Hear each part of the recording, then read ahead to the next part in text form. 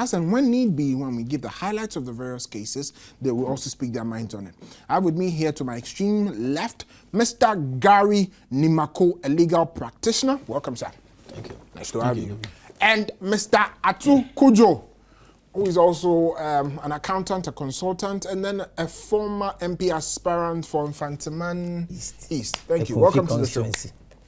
So, thank you very much. Now, today, exactly what happened in the Supreme Court of Ghana. Let's go to the legal practitioner. Mr. Gary Nimako, a point has been made, which worries a lot of our supporters, that Mr. Chachishikata seems to suggest that we were very selective in the presentation of evidence before the Supreme Court. I've seen you in court a couple of times. You've spoken at length about this. What really is the case there? Let me say good evening to your viewers, and if there are other listeners too, good evening to them. Let me begin with certain, before I even go there, let me begin with certain statement. You see, when it comes to civil litigation, what you do is that a party must, or the litigant, what you must do is that you have to lay down your case clearly, support your case with your evidence. Now, when you look at this case, the way it's being fought in the Supreme Court, all parties were supposed to have brought what we call affidavit evidence. Now, in the affidavit evidence, you must also come out along with your documentation, that's your evidence as well, and swear to them, plead, prove, when it's before the court. Now, MPP initially, if you are aware, brought in evidence about 11,800 plus. It was actually 11,000. We pleaded 11,916, right. And then we presented documentation to about 11,842. Very well. Then later on along the line, the figures were reduced to 11,138. Yeah, 11,138. That's my understanding. Yeah. Now, with these figures, that is before the court. The burden is on the petitioners to plead, prove this case before the court. You get a point I'm saying? Yeah, we do. Good. Now, what do you mean by pleading and proving your case? Is that you must copiously lead the court to understand what your case is, what your complaint is. And then if you have any documented evidence, as you know, have before me here, you put them in, the court will know exactly what your case is all about. Now, there are matters that, obviously, when they are not pleaded, you don't put them in the course of the trial. You don't do that. Because, see, civil litigation, we prevent surprise. That's why we do what we call discoveries. The discoveries, you must give all documents in your possession, power and control to your opponent. You see, litigation is not as if you want to, put certain things under your chest and as and when you like, you put them out to spring surprise on your opponent. It's not permissible in civil litigation. That's what we do the discoveries. Now, in the discoveries, MPP has filed the documents which they are filed, the petitioners filed the documents, given to all the respondents, so that you know in advance the case which you are coming to court to come and face. Now, EC, as a party in the matter, who is the custodian of the original pink sheet, fails to file the original pink sheet as at then. Now, they have not filed anything. They failed to file it. NDC, they will say, well, they have not filed any pink sheet. Your mom hasn't filed any pink sheet. So as we speak now, the document being used in the whole proceedings is the pink sheet being filed by the petitioners. I hope you get that to this point. Yeah, we do. Good. Now, what you realize is that in the course of the proceedings, Chachu attempts to pull certain documents in through the back door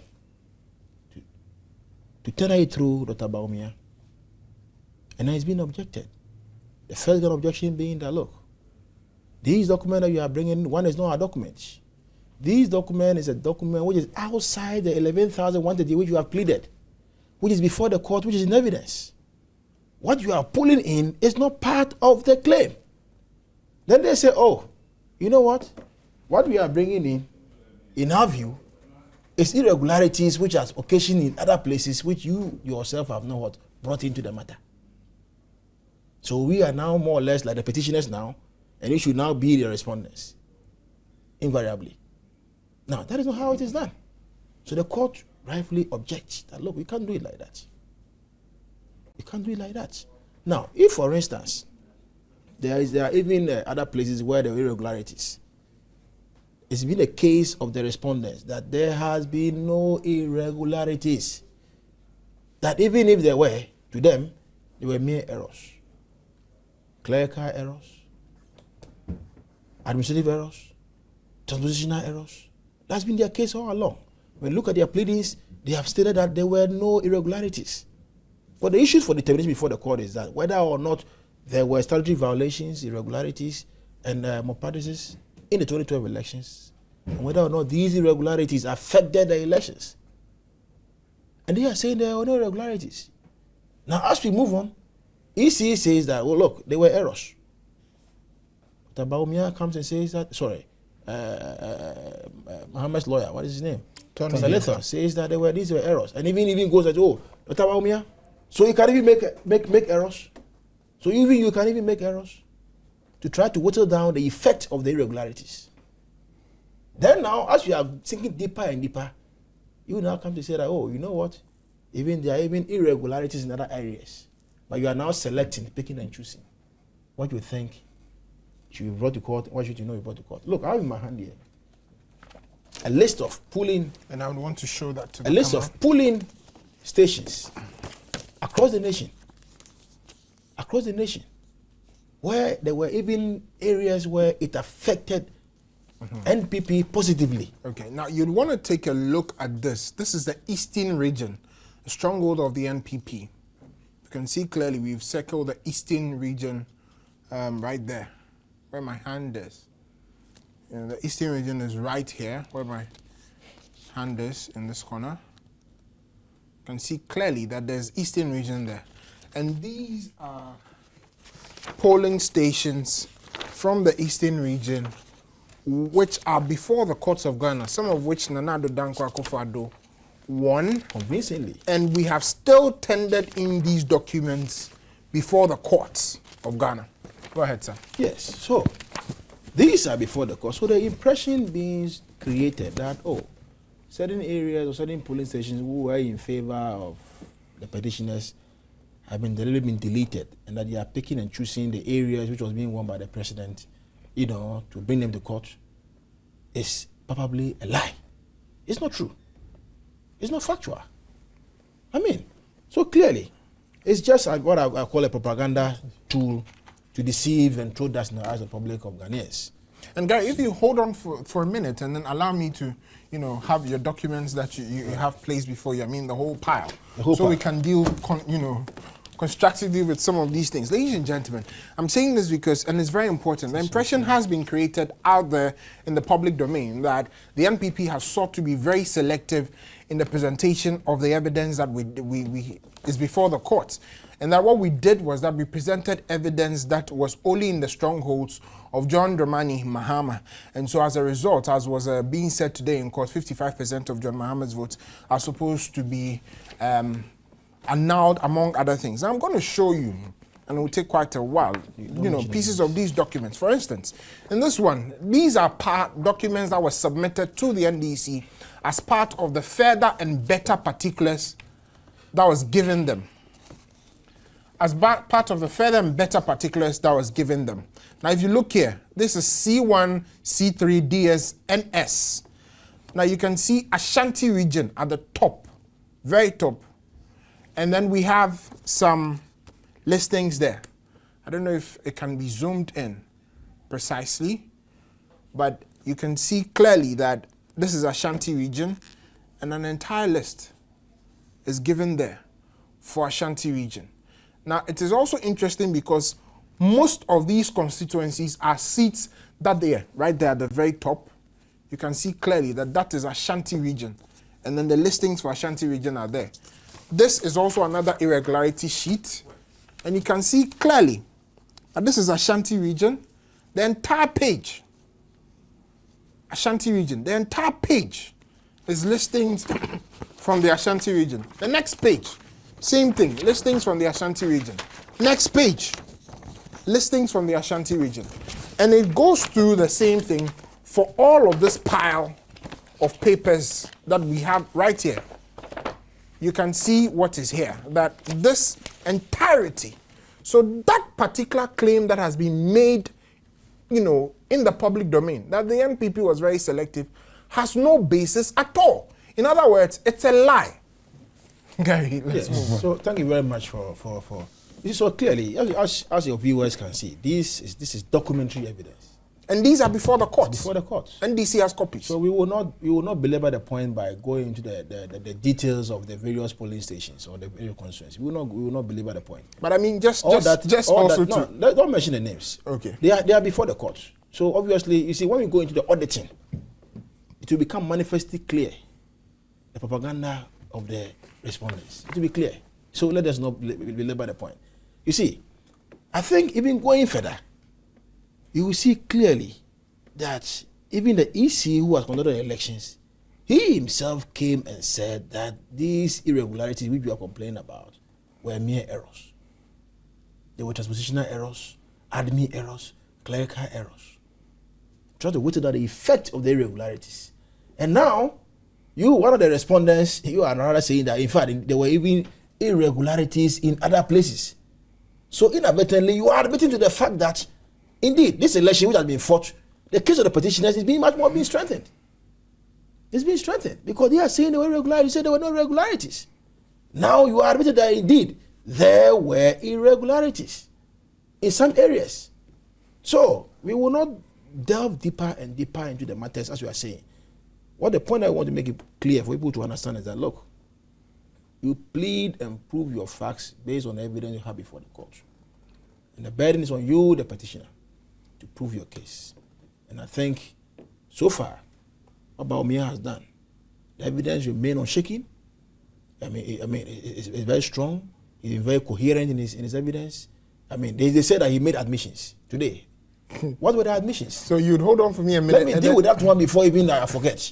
What were those admissions? There has been a deletion of certain polling stations. More than 700. Over 700. And you go and you bring these ones to tender them in evidence.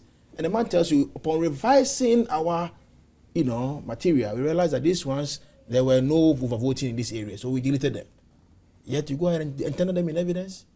Well, we leave it to the court. Okay. Now, I want to bring in Mr. Atukujo, who, and I want to hear the layman's point of view, the non-legal perspective of what is going on. If you get to know that the NDC says we are being selective, and then you find out that all of these documents exist and is in their possession, how do you view the matter? Thank you very much. Then I was trying to explain this thing to somebody, just as you said, in a very layman point of view. And I gave the situation of a football team. Let's say the national team going to play a tournament. You are required to submit the list of your 23 or so players to either CAF, FIFA, or whatever, in advance, ahead of the tournament. And the other teams also does the same. So you cannot come while the tournament is going on that, okay, I've noticed that I could have brought in this player I brought in for this position, he's not doing well, but I have another player I didn't include in the tournament, so you're going to bring him. It is not done. And I'm saying that this is the same thing that is happening in the court. You go to court on the documents that you are going to argue on, and then the opponent also attests to that, and then we argue on the document. So you cannot later say that, okay, I can see that maybe the documents I have, after you have spent so many days interrogating the witness, you think that you are not getting anything. So let me go and pull somebody from somewhere to come and play the match for me. Let me pull a rabbit. No. I don't think that is proper from my layman point of view. But I think most surprising for me is that I think the council who has been asking questions all this while, I forget that this thing is on telly. And as a senior person of this country, we expect to get the best from him. But those some of the words he has been using that we, all of us are viewing, I don't think is in a good taste. Today, for instance, there are a couple of things that were said which was not rightly correct. I don't think that if you want to get somebody to come a way you want, the best thing you do is to insult the person or use some words that are very negative on the person. I think that's very bad, and we need to condemn that. Asking your person to shut up. I read something that one lawyer mentioned, that I think goes against the ethics of their profession. Yeah. And Justice I think Atukuba mentioned that. Yes, today. I think that I was very happy when the justice warned the council not to go that line, because otherwise the courtroom will become like a boxing room. Anybody can give anything to anybody. But I'm so happy to learn that MPP presented evidence from their strongholds and from the areas that they won. I think the picture out there is that MPP only went to court with evidence, from pink sheets from areas that they lost. And so they are creating an idea of dishonest on the part of the petitioners in the minds of Ghanaians. But today on your forum, Ghanaians can hear and see that the evidence MPP took to court includes areas that are regarded as strongholds of MPP and areas that we actually won. And we are asking the court to cancel all those things because we think that there was overvoting. And also from my other layman point of view is that when you say these are errors and so we should disregard them, it's serious. I was surprised to hear today, number 1 has been written as 11 and has been counted. Number 11 written as 21. Number 14 written as 24. This cannot be just errors. Okay, it cannot be just errors. Now, that's the question I want to put to the legal practitioner. This idea of you have to play God to defend the presiding officers. Mr. Chachusikata seems to be suggesting that we should have turned ourselves into omniscient persons who could look at the pink sheet and say, oh, as for this particular pink sheet, the intention of the presiding officer was to do A rather than B. Is that part of the adjudicating process? You see, the intention of man cannot be seen on the face of anything. Or even God cannot know what is in your mind. One judge, that's one judge's statement, that is, even God cannot even see what is in your mind. Some will consider you're sitting here, I can't even see what is going on in your mind right now. And therefore, for the reasonable man standard, you must look at what you see on the face of the documents. You do your analysis based on what is there.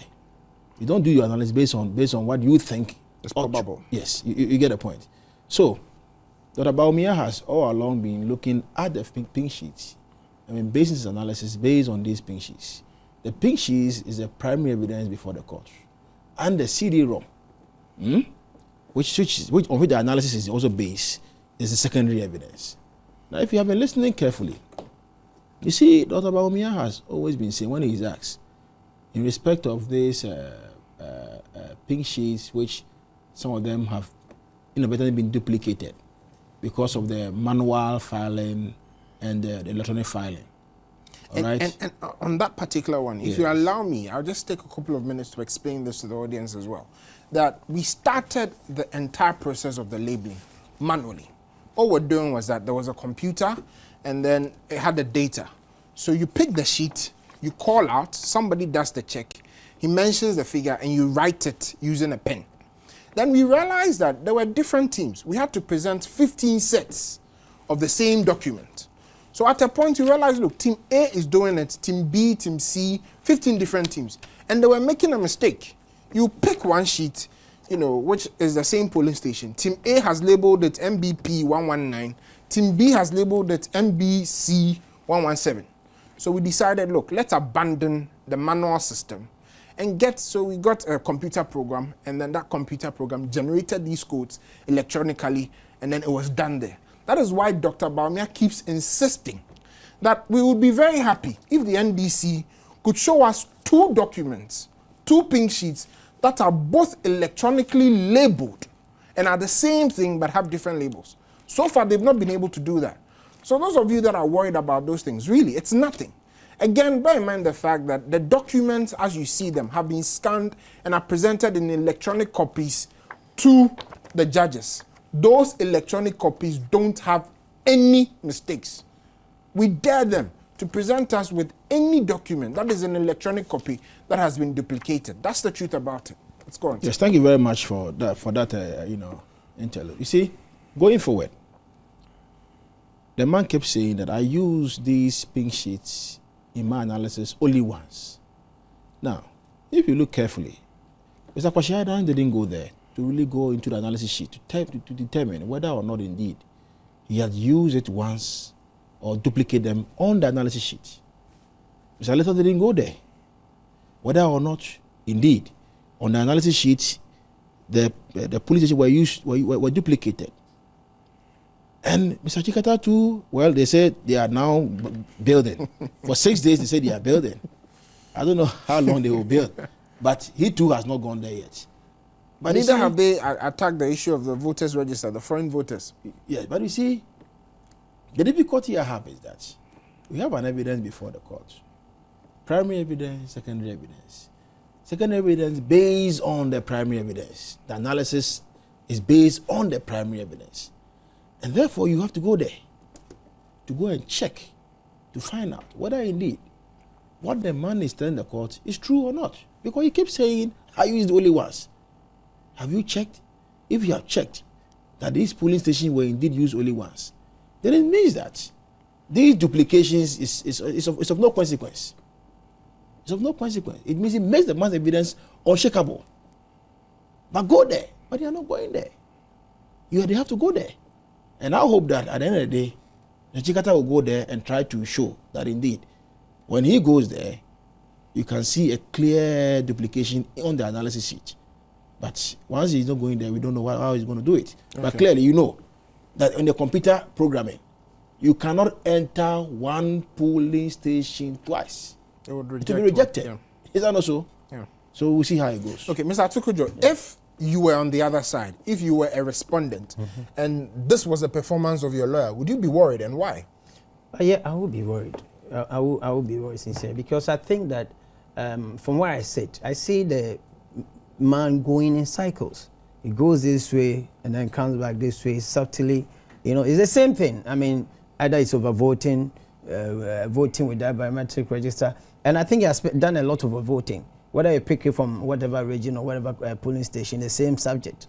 So I haven't seen any new, maybe my lawyer friend says that they might be going there. And the fact that they have not been able to go to the analysis means that they have a copy of the analysis, they have gone through and they have not seen anything. The way it is, from where I sit, I think that they are trying to hold on to something and they can't find anything to hold on. And also they have before them a customer who is very stubborn. Stubborn, not in the sense of the West being, I mean, very tough, very well you prepared. want to provoke him, he will not be provoked. You want to, whatever you want to do, the man is very calm, composed, and is going by the way, the line he wants to go. So it has been very difficult for them to, apply many tactics. And sometimes you see frustration on the other side. So it probably is my client. I may have to rethink my case, because it tells you that your case is not after Tonelita and then Kwashaidan, and then this man also doing the same. It's the same thing that he's repeating. It can spend 2 weeks. It's the same thing. And I don't think that they are doing a good job, seriously.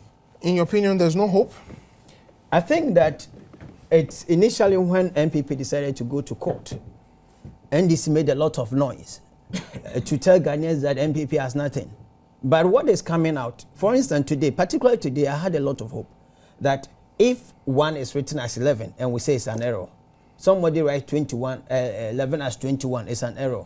They write 14 as 24, it's an error. I mean, if each polling station, I can sit down and deduce that if you add 10 to 26,000 polling stations, what are you going to do? You are going to get over 260,000 votes in your favor. And we are saying these are done in the favor, to favor the President Muhammad's election.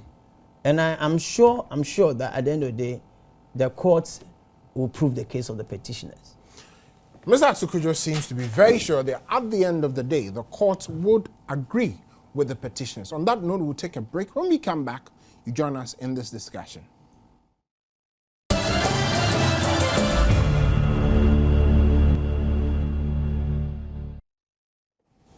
Welcome back to Minority Caucus. Today we're discussing MPP's court case. Now, I just want to draw your mind to something that happened in court today. The icon of morality, and I'm using the word morality in quotes, in the court of Ghana today was caught trying to deceive the courts. Mr. Chikata pulled out a document in court and said, Dr. Bamia, this document is supposed to have some errors, 2 errors in particular.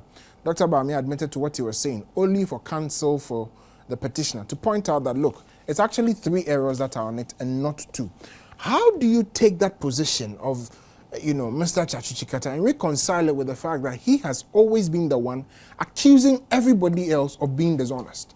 Yeah, I think if you consider the fact that Mr. Chachuchikata has used words like Bawumia being untruthful and then being dishonest, trying to deceive the court, and the fact that the document clearly had 3 issues on it. One of overvoting, one of duplicate serial number, and then one of no signature. You said you take the document and you are saying there are 2 issues, because those 2 issues, MPB are taking them out. But now that document is there because there was duplicate serial number. You refuse to mention that. Then you rather call the person who presented document as being dishonest. So in reality, who is being dishonest, who is being untruthful? And I like the response that Addison gave him, because he's asked the exact question I'm asking. Who is Chachu to call somebody, to describe somebody as being dishonest? That is the kind of question he asked. And I think that it tells you a whole lot of things, okay? You cannot stand there, accuse people. I think that I'm not a lawyer, but I know there's this maxim in law that he that goes to equity must go with clean hands.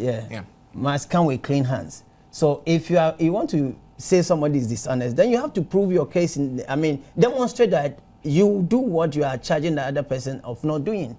You are honest. But today he showed that he's dishonest. I don't like the fact that I used the word on Bawumia, and I wouldn't like to use the word on him either. But his actions speaks louder than words. His words were not, fell flat as far as Bawumia's action there is concerned. But for him, his words indicate that, his action indicate that this is the person. Okay. Now, Mr. Gaini Michael, I just want to draw on your experience a little bit in this question. The exchange, the banter between the councils and some of the words that have been thrown in court, is that normal before the Supreme Court of Ghana? It's not normal. It's not normal. You see, every case and the tempo and the emotions that comes with the case. You see, if this case is a very huge case. The first time in the history of this country of having this case fought in the Supreme Court. And the Supreme Court itself is being very much liberal in the approach the judges are handling the councils. I can assure you, on a normal day, they will not handle you like that. They are very strict. But they are being very liberal because they look at the whole case, the national effect, people are watching, they are being very liberal with the matter. Now, I will urge on all councils in this matter to be a bit decorum and be circumspect with the kind of language being used. Because you see, if you don't go that way, tempers will arise. And when tempers arise, if you are not careful, certain statements may come out, and that may not be pleasant to other councils on the panel. But you see, the bar is such that all councils are supposed to treat each other with respect and decorum. You can't talk to another lawyer at the bar with a language which more or less is not decent. It's not shut decent. Up included? Well, you see, shut up is not appropriate language. You can't say shut up. You can't do it like that. It's not permissible to use a language which would be offensive in the courtroom. We are not allowed to do that. So I recall that one of the justices of the court actually had to tell Mr. Chikata that, look, when I'm speaking, you have to keep quiet. Was that normal practice? No, when a judge is speaking, who dare you to talk? Who dare you? Someone is a who-born dog. The judges are the owners of the court. They control the court. It is their court. And therefore, all other persons, including those in the gallery or those in the well, they must make sure that there's some civility in the courtroom. When a judge is talking, how can you talk when the judge is talking? When you ask a question, then you answer. Save that, you must keep quiet. So under no circumstance can anybody talk when the judge is talking. You can't do that. It's not permissible. It is not permissible. You see, the courtroom atmosphere is such that it allows. It's not like a rally grounds or any other place where anybody or market. That you want to talk. This one is talking. No. It's not allowed like that. Once one counsel is on his feet, the practice is that you must sit down. Even if you're on a feet talking, you must sit down. Another one rises up, you must sit down. You don't have two counsels talking at the same time. It's not done like that in the courtroom. There must be civility. And language must be decorous language. That's why indecorous language are not permissible in the courtroom. Okay. So I think all parties must ensure, but I have observed the way it's going. I think that the Supreme Court has been very liberal in its approach in dealing with this counsels in the matter. It's been very nice. Judges are very nice. They crack jokes. They crack all manner of jokes to reduce the tension in the atmosphere. That people, let's relax. We are one people. We are not two people. We are not fighting. This is, an exercise which is being done to ensure that democracy is being enhanced in this country. That we don't want people to go out and go and fight. That is one reason why I have said and maintain that the CJ directive that this thing should be aired openly, people all over the world to see it, is very good. Else, you know what is going to happen? Propaganda. What did happen in court? They will say it happened in court. In fact, what has never been said by the judges, they will say that the judges said it. But now, everybody is hearing what is going on. Everybody sees what is going on. So you can't put a spin on it. Even when you can put a spin, it's a minimal spin. It's a very minimal spin. And I think Ghanaians all over the world hearing what is going on, viewing what is going on. Your brother can sit at Jirapa, you can see it. Kumbungu, you can see it. Water region, wherever you can see it. Anywhere in this country, you can see it. And therefore, I think the pressure is much more, subsided. If you even go around the court premises. Now, I can tell you that the police have no work to do over there. They have no work to do over there. But people don't even come there. When the petition started, people were converging there in tons. Some even with sticks. Some with sticks to come and do it. Last. But now nobody comes there. Because people prefer to watch the thing on television than to come and waste their time standing on the court premises where they can't even see what is going on. Yeah. So the CJ must be commended highly for that. For ensuring that this thing is aired openly. Everybody is seeing this thing, nobody, so, the propaganda, the mischief, the spin being put on it, all those things are now, I think, in a very minimal stage now. So let's give our viewers the chance to join in this discussion and perhaps commend the CJ as well. The number to call is 030-2211-70124. You should be familiar with this number by now. 030-2211-70124. And as usual, your text messages are welcome. 1760 all networks. I'll repeat that, 1760 all networks. We're discussing the Supreme Court case as it has been happening, and then particularly today. I have with me in the studios Mr. Gary Nimako, a legal practitioner and a member of the NPP, and then Mr. Atu Kujo, a consultant and an accountant. So from your point of view, let's look at numbers. We have seen something where, it looks as though the respondents are seeking to whittle down the numbers that the petitioners have put before the court. You think they are succeeding at that? Okay, I think if yes and no. Yes, in the sense. In order not to keep my callers waiting too much. Suleimana from the northern region. How are you doing, my brother? Hello, Suleiman. Thank you. You're welcome. Yeah. First of all, I want to thank your panel for the education given us. I also want to thank the legal team. And also the good work done by the key witness, that is Baumia. They should keep it up. And we people voted for senior high school and not propagandish. I also want to blame the respondents for trying to ambush us, and may God save us. Amen. Thank you very much, Mr. Damwa. Thank you too very much for your call, and it is highly, highly welcome. Ochi, how are you doing? Sir, good evening. Good evening, Chief. If I shall point to saying, Nyami Adam. You, Madam Ashibi, I didn't can Dr. Mahmoud Baumia, in Papa way in Nabaso. Papa watch say, son and no que be Maugana, and ye NPP, and ye Baumian and Nadua, and cap problem and case your Maymuno, name 10 years as in Kuma. Now, I what this we call court. Then this is Fubegina or Kaki kind sense. Yes, I mean, in the mail we say, Sana, what one I know what me we say, not the Norsic, Yang so good, no, NPP so good, no, it's bending, they do real. It is a one idea to Miss Abanankas and you will me also. And it's for him, Grassini Parado. Then I found the year when this Fonto, and go for a warm bed, Dao Pam and Yakuponakasa. Thank you very much. for the call. I have Yakubu from Tamale. How are you doing, Chief? I'm doing well. Good evening. Good evening, my brother. Yes. Please, I'm just calling from Tamale to tell my fellow MPP people we should be calm and keep it easy. I'm sure what Chachi is doing, he himself knows that there's just bullshit beating about the bush. Because how can you use one question and ask it more than 3 times?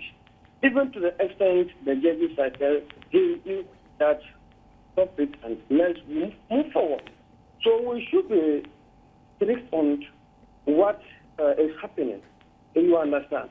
Okay. What Chachi is doing is only trying to frustrate Bagumia, and at the end, he wouldn't benefit from it. Thank you very much as well for your voice. Inusa, how are you doing? Yeah, Nana, I'm fine. And how are you too? By His grace, my brother. Yeah, thank you very much. In fact, we have a saying in Hausa that Allah ya ba kayafi bida. You see, what Baumia is showing us in the court really shows that, yes, MPP will really pick a good running mate who at any given time can even stand when the president is not there. Yes, you see, they classify, what do you call him, Chachu as Maradona. Yes, as everybody know that Maradona is a legend. But on his retirement, we all saw what Maradona did at the World Cup 2010. When he took his country to the World Cup, he ended up by booting bottles of water, kicking here and there. It's not what he was doing at the field those days that can apply to the players that he took to the World Cup. Okay. It's the same thing that Tatu is doing. Inusa, just a quick question to you. You think that if it was on the other side, if it was the NDC that had to go to court, they could have put up the same performance? Oh, my brother Nana. That's mischievous. Thank you very much. Yes, why Thank you you put very the two? Samuel, how are you doing, my brother? I was just being mischievous. I'm very fine. I'm looking fine. Okay, you have the floor. Can you turn on the volume on your television set? Okay. I would like to take this opportunity to recommend Dr. Baumia for the good work that he's doing. And indeed, as you all can see, the Tachikata is trying to put some kind of words on it so that maybe it will distract him or not. But it's like the man is focusing, and we have to recommend him for that. Then I also want to just give this advice to the NPP lawyers. They shouldn't mind the Tachikata for the kind of words he's using. And I think by the end of this case, MPP is going to win. Inshallah, MPP is going to win. We have Beth from Cape Town. How are you doing? By God's grace, my dear. Oh, sorry. You're a female. Yes. Nice to have you on the line. Yes. My prayer is that God should continue to strengthen Baumia to stand for the way he is standing for MPP. Because you posed a question on a guy who just called that if it were to be vice versa, would they have performed? The question is no. Even start there, they will be shaking and even collapse. Even to open up their mouth and even speak would have been a problem. This shows that NDC is even jealous. They know that they're even jealous of us. They wish they are us. They get even Baumia, but they would never. God will continue to strengthen us, and I know by God's grace we will pass through it. Thank you very much, Vic, for your contribution. Majid, how are you doing? Oh, I'm fine. Good evening, Nana. Good evening. How's Boko? Oh, Boko is fine, Nana. Today's court proceedings clearly demonstrate that Chachu Chikata is somehow, I don't want to use harsh words, but he's not at all well cultured. So the court proceeding made us to understand that this election was run based on transpositional error, set by Kwasi Aiden, clerical error, administrative error. Chachu, who was saying that we will see whether the petitioners are arithmetically challenged. Today, Baumia shows that he himself had problem with mathematics. Okay. So he himself are now attributing the errors to arithmetic errors. And then what even surprised me most was that as a presiding officer, 10 plus 4, and the presiding officer wrote 24. That means that if the presiding officers are increasing these numbers, it will have resultant effect on the presidential declaration of the results. Thank you very much as well. We believe that in the coming days, that will become one of the very key issues that will be dealt with in the election petition. But let's come back to the studio discussion. And I want us to shift a little bit of a focus and look at the issue of rejected votes. Dr. Bawumia was talking about the fact that if you increase the margin of rejected votes, then it decreases the denominator, making it easier for one person to cross the 50+1 mark. Can you explain that a little bit further? Okay. At the end of the day, you are going to declare the result based on the total number of votes that are gathered, and then you do those fractions. For somebody to cross the line, you need to have a stronger, how do you call it? Margin. Okay. If the base is narrow, for instance, if it's 8, for instance, and then 1 is 3, 1 is 5, it will not be the same percentage when it becomes 10, and 1 is 6, and 1 is, let's say 3, 1 is 7, and 1 is 3. So it is only when you increase the base that you can be able to reach where you want to reach. Okay. In other words, what we are saying is that it is possible to rig an election just by increasing the number of rejected ballots. Because when that happens, then what happens is that it becomes easier for somebody to cross 50+1% of valid votes. Perfect. But if more of the votes are valid, then the denominator is increased. And so crossing 50+1 may not be the same. For example, we are claiming that there were more than 250,000 votes that were rejected in the last election, that's the 2012 election. Now, if even 100,000 of those votes all of a sudden became valid, then John Dramani Mahama may not have the 50.7 that we are talking about, and will probably be hovering around 49.3%. So that is one of the ways through which an election can be rigged, basically. Yeah. First of all, don't forget that in an election, a lot of things do happen. Seriously. You're talking about polling candidates and their influence on the election. Yeah. I have listened to, when you follow this court case, I think that the picture is painted that the polling agent is some demigod who probably can even have control over the presiding officer or whatever. It is not the case. I have participated in an election, and by the laws of the land, I have the right to go to every polling station, not just, the candidate and the wife, the spouse, have the right to go to each polling station, like any electoral officer can go. But I was prevented from entering strongholds of NDC. Some cases I was almost beaten. I had to run. So in that case... That would be quite a sight. Yeah. So what do you think will happen to the polling agent at that place? I'm saying that I, as the candidate whose picture was on the sheet of paper and who has paid heavily contesting that election, I was almost beaten and driven out of the place. There were police presence there. I called the electoral officers, and they said, "Oh, they are coming over." What are you coming over to do? They never came. Come over, let's go there, and I can go and see what I can speak to my agent. And then the other thing, let me tell you what happened. Let me now be practical. Under 30 seconds. You go there, and then the polling election officers will tell you that when the polling agents sit here, they obstruct our view. So we don't want them to sit here. Go and sit far away, and then we will sit here. So you don't know whatever is going on here. And at the end of the day, you have sat from 6 a.m., maybe 5 a.m. to about 7 or 8 p.m., and you are really tired. They ask you to come and sign the document, and you just pen your signature and you go. The thing is that we should have educated our people not to sign some of these sheets. Because I went to places and I confronted them. Why are the people sitting far away from you?